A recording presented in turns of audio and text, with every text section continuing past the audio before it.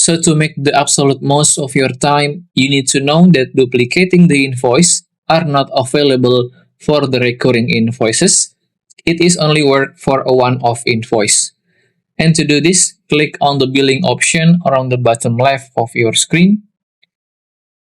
Select the invoices option below it. If you haven't made any invoice yet, then click on Create Invoice button at the top right corner. So on this invoice list, choose the one that you want to copy by clicking on the three horizontal points at the right hand side of the invoice and select Duplicate Invoice option. There you go. This is very useful, like you can just change the customer, change the product more easily, and do other useful things without having to create from the scratch. Just don't forget to double check your invoice before sending it. If you still have any question, just comment down below and I will try my best to guide and help you guys. If you find this video useful, please consider like and subscribe.